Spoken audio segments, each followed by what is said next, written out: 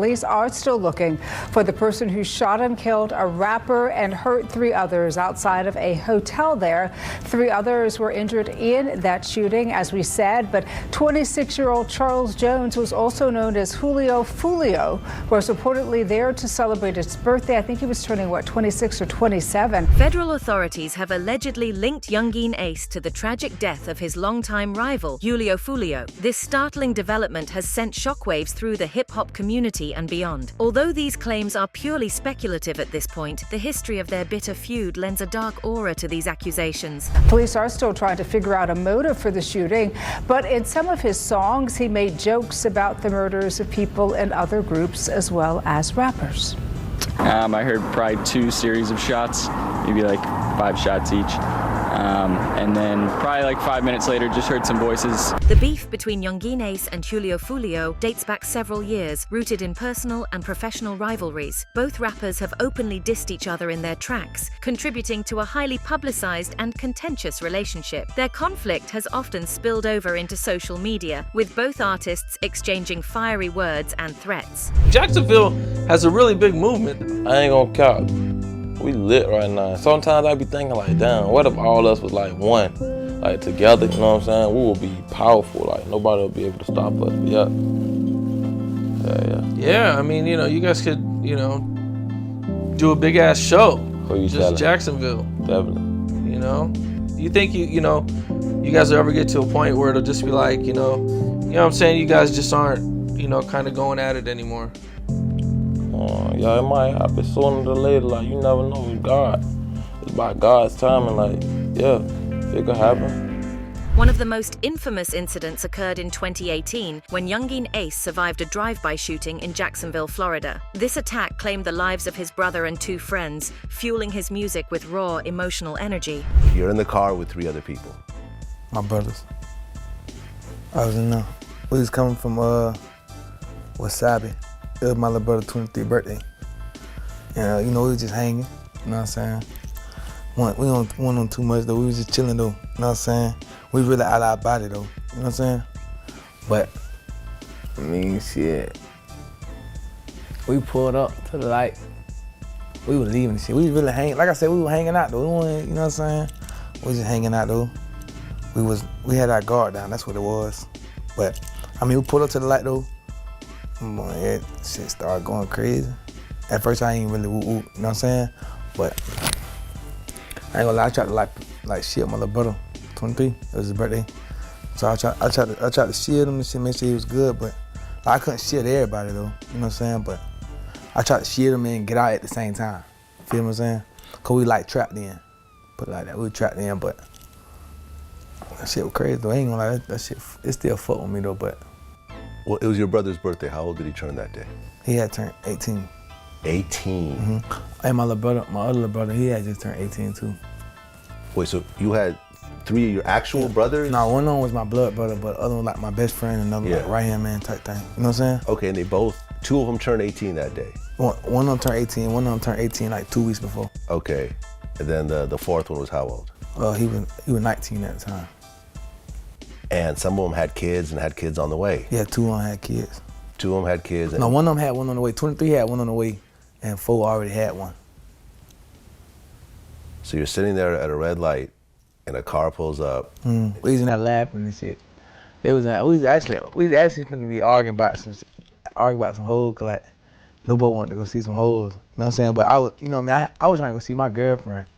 You know what I'm saying? But I don't know. I'm glad we weren't in the other car we was in, cause we all would've been Swiss cheese, but. Well, someone just opened fire on the car. Definitely. How many total shots were fired? Do you have any idea? I don't know how many were shot, but cause they ain't never tell me all this shit. But like, all of us got shot like numerous of times. Like I got shot 8 times. Right. You got shot twice in the hand? Nah, once in the hand. Yeah. Once in the hand, one in my arm and shit. The rest of them, I got grazed in my back, but I got shot 6 times in my butt. But my other brother, like my little brother Corn, he only got shot 3 times though. But he got shot in his head. And then 23 got shot, I don't know how many times. I think he got shot like 5, I don't know.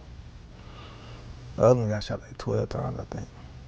Was it like an automatic weapon? Just Shit, I don't know what they had. I wasn't even listening to that bitch, to be honest with you. I was trying to shake life, feel me? You get shot 8 times. 2 of the people die in the car on the scene. 1 more gets taken to the hospital and dies in the hospital. You get taken to the hospital and you're the only living person in the car. You know, sometimes people go through like survivor's guilt, you know, when they're the only person and everyone else. I definitely go through that. Where they wonder why it wasn't you as well. Yeah. I go through that shit a lot. I ain't gonna lie. I still be thinking about that shit, but it's like, I don't know, like, I be thinking about that shit, cause like some people used to like blame me for the shit, you know what I'm saying? Julio Foolio, however, mocked the incident in his track, When I See You, escalating the feud to dangerous levels. When I eat on his birthday, 4 shot, 3 dead in the worst way. Well, you had a cousin, Zion Brown. Yeah, I got him on my stomach tattooed. 19 years old, a man stormed into a house and shot him to death. Yeah. The guy that was arrested was a guy named DeAndre Thomas. Yeah. Do you know DeAndre? No, I ain't know, bro. Okay. I ain't know, bro, like that. When you heard about the murder, how'd you feel? I was crushed. Cause it's like, I could have saved him, like, you know? I could have like, cause I was like on the phone with him, like he called me, he was like, big cuz. That's my cousin, you know what I'm saying? He like, cuz, let me come to Daytona with you. I'm trying to come to Daytona. I was mad at him for a dumbass reason. Like, I straight told him, no, bro, you can't come with me. Like, I don't fuck with you right now. Hung up on him. That night he died, so that shit fucked my head up. I'm like, damn, holding grudges with niggas like that shit ain't like that shit like crushed me, bro. You know what I'm saying? Wow. So basically in your mind, you're thinking if you would just let him come with you and you just let bygones be bygones and it was some little petty shit anyways, he would have possibly lived. Yes, I'm a Gemini. I take shit to the heart, like when so like little fuck shit happen, like, and I had to get past that little stage in my life. Like, I can't hold grudges no more. Like, yeah, that one situation that showed me. Well, after that happened, not to say that one thing had anything to do with the other, because I'm not going to put that out there. Yeah. But Yungeen Ace got shot 8 times, and then his brother died, and then some other people got shot. Yeah.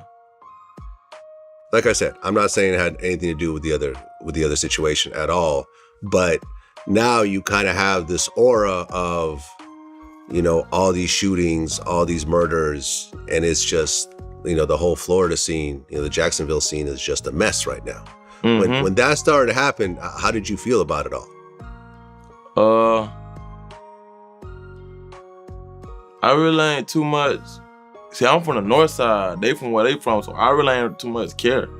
Like, not to be like on some, I just really ain't, like, literally, I just ain't care, like, cause I was already going through so much stuff. Like, I'm like, man, I don't give a, hey, if he in my hood or something that's going on with me, fuck whoever ain't with it. You know what I'm saying?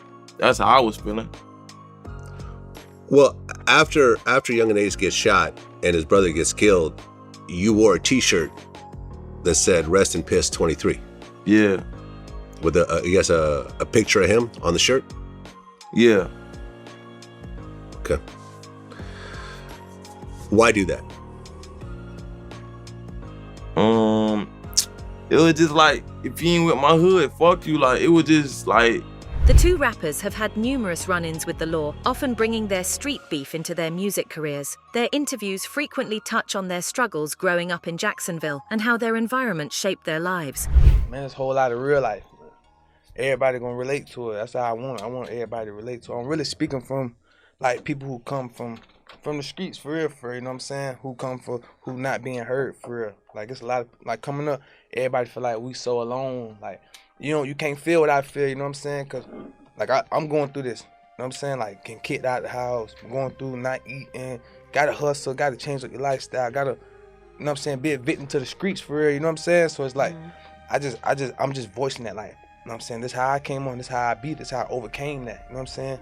Just stuff like that. That's how you just it's just real life. Like, take us to the beginning before you even grab the mic. Like growing up in Chicago. Man, I ain't gonna lie.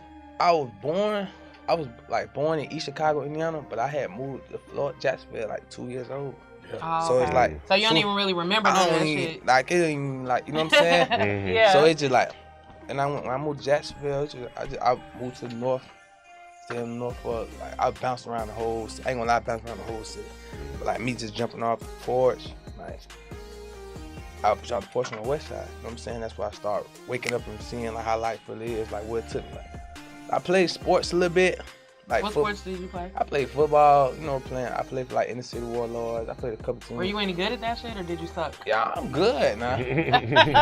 But I just couldn't like, I ain't like going to practice. I just want to go straight to the game. You know what I'm saying? Right. Practice. And I couldn't, coach would make you do all this running, all these plays. All like, those drills. you know and what I'm all saying? that shit. We ain't Yeah, even doing yeah. this in the game for real. Like, you know what I'm saying? Yeah. And I just wasn't ready for that, man. And then I ain't played middle school ball. It's just, I was in the streets then. Shit, it was hard. Like I started waking up to life. Like I say, we had to go next door, still ain't water out there, little water out the water faucet. Mm-hmm. You know what I'm saying? Water hose, you filling the buckets up, going in the house, taking a bath for that. You know what I'm saying? Washing up, like not eating. We'll be looking at each other like, man, we ain't got nothing to eat today, man. Y'all boys, you know what I'm saying? We gotta get out here. Let's go get out here and do something. Like, you know what I'm saying? Yeah. Just like every day it's a gamble. Like we gambling with our life consistently. Like, you know what I'm saying? And just my mama. My daddy at the road doing 15, 20 years. Yeah. All my brother's daddies in jail doing life or 15, 20, you know, or some of them just ain't there. Yeah. You know what I'm saying? Just my mama, just her and her 8 boys. And then knowing us, we got all our homeboys with us. We ain't got no food at our house, but all them milk. You know what I'm saying? They got food at home, not us. And some of most, like my best friend named 23 passed away. He used to have food at home, but like, he had just come over that and just struggle with us. Like, man, I'm with you, bro. You know what I'm saying? That's real. You going through it, I'm going through it. You know what I'm saying? So That's real. just stuff like that. It just, my whole life just been like that. When I lost my uncle at like 13, 14, I just started making music because I found a way to release everything that was in me. You know what I'm saying? About that. Like, it became my therapy. And that's it. I just started going crazy. I was gonna take this serious. So that's 13, 14, that's around the age you felt like it's time for me to man up. Yeah, it's time for me to man up. Then I was going through something at like from the age of like 9 to like 11, 12. I was living with somebody else, and so I was just going through a lot of like abuse type of thing. You know what I'm saying? So it's just like I felt like alone. Like I said, I felt alone. Like how everybody else be feeling, I felt alone. Yeah. And when I just woke up, I'm like, man, this is me. I gotta get right. Looking at my mama crying every night. My little brothers, I got baby little brothers. They older than I, you feel me? But like baby little brothers, I'm like, man, I gotta make something shake. You know what I'm saying? My big brother, he doing everything he can. He trying to play sports in the streets, trying to be half this, half this. And it was just too much on him. I seen him, man, I'm gonna be the one to help him. I say, my grandma do voodoo, and we chop the head off a goose. I got a couple songs referencing like stuff, cause like that's what I'm tied in with. You get what I'm saying? Yeah. Yeah, I mean, I guess that's why I came to that conclusion. Yeah. You know what I'm saying? Yeah, I get Okay. Okay, so what part of Jacksonville did you grow up in? The north side, 1646 West 45th Street, Hilltop Village Apartments. It's like the worst hood in Jacksonville, like literally the worst hood, Hilltop Village Apartments. Okay, when you say it's the worst hood, what does that mean exactly? Like killings, shootings, prostitution, drugs, like whatever, like anything you don't supposed to see, you gonna see it up. Yeah. Okay, so, you know, as a little kid, you don't know really where you're growing up. I mean, everything looks normal to you, you know, but was there like a certain moment, whether it was violence or something you saw or experienced that made you realize like, okay, this is not the same type of neighborhoods that I'm seeing on TV?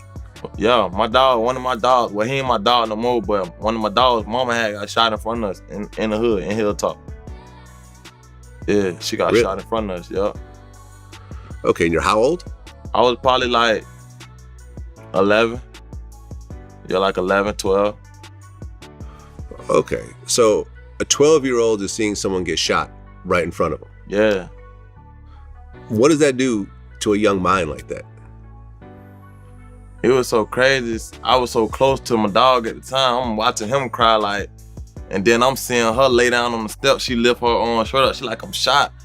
I'm like, this is really going on, you feel me? That night, like, that just fucked my mind. Julio Foolio and Yungeen Ace briefly addressed their feud in interviews, but mostly avoided going into detail. In July 2021, Foolio sat down with Vlad TV and discussed Yungeen Ace dissing his deceased brother on Who I Smoke. He claimed that some collaborators on the track used to be his fans. When asked if the beef should be squashed to prevent more violence, Foolio suggested they might eventually talk it out. He revealed they had spoken a few times and neither wanted the violence to continue. However, when Yungeen Ace appeared on Vlad TV shortly after, he denied ever meeting Foolio in person and claimed Foolio and his crew were dissing him for likes and views. Ace later admitted they had messaged each other but didn't seem open to squashing the beef. Fans believe Vlad misunderstood Foolio, thinking he meant they would work things out, while Foolio meant it would end when his crew caught Ace slipping. Ace seemingly got the message, leading to speculation that he decided to catch Foolio first. So what he said was, and we'll play the clip,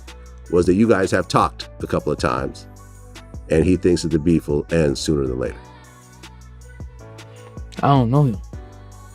I never seen him before in my life. In person? Never seen him before. Okay. No, but that's none of them. Anybody in my city that's into me who rap, see, this is the thing. See, okay, my city, like, it's like, everybody in my city, they all rap, right? So they rap to diss me so they can get views, so I can respond. So that's their way of like getting on. You know what I'm saying? Everybody, it's like a whole, like when I got shot, everybody went to claim and they shot me. You know what I'm saying? So it's like, it was like a whole little big city. So everybody who rap in my city, like who they beefing with me right now, none of them even know me. I never even seen them before in my life. You know what I'm saying? So all of them, nobody, I don't know none of them. Like, you know what I'm saying? So everybody started beefing with me out the blue just because I got on. You know what I'm saying? Mm-hmm. So it's just like, I don't know them. So I don't be getting what be going on. I don't know them at all. Well, you've never met him in person. Have the two of you actually talked on the phone? Never talked on the phone. So when he said that you guys had talked, you're saying that's not true? No, I ain't saying that. No, we don't. He don't. It's like, we done DM'd each other before. Okay. So you've DM'd each other. So there's been some communication between. For sure. And like this little clubhouse, little shit. Okay. And when he said that he thinks that the beef will end sooner than later, it sounds like he wants to figure out a way to squash it. Could there be anything that could be done with, let's just say, you and Yungeen Ace sitting down together and saying, look, a lot of fuck shit happened on both ends, but we have to just basically, you know, we don't have to be friends, but we got to get past this and kind of just move on with our careers because we're both successful in our own way? It probably happen sooner than later. You never know what God got planned, you know? I told him that a couple times, you know? We be talking time to time, like, you know what I'm saying? Like, you never know what could happen. And somehow, because you could have been like, nah, fuck him forever, I don't care, you know, I mean, you know, see you when I see you. It wasn't like, that was not the response. It sounded like he wants to somehow work things out. Are you open to working things out with him? He want to work stuff out because he know he don't know me for real. So it's like I say, like, he don't, like, he got what he wanted. Like, he got the fans, like, you know what I'm saying? He went up, so now he got what he wanted. So now it's like, oh, you know what I'm saying? Like, like I say, bro, I don't know him. For fans and followers of the hip-hop scene, Foolio's death is a sobering reminder of the dangers that come with fame and the precarious nature of gang life. The world of rap is often a reflection of the streets it represents, and Foolio's life and death serve as a stark illustration of this reality. As the rap community continues to grapple with this loss, the hope is that Foolio's death will spark meaningful conversations about the need for change and the importance of prioritizing peace over violence. Anyway, that's it for this video, folks. Bye.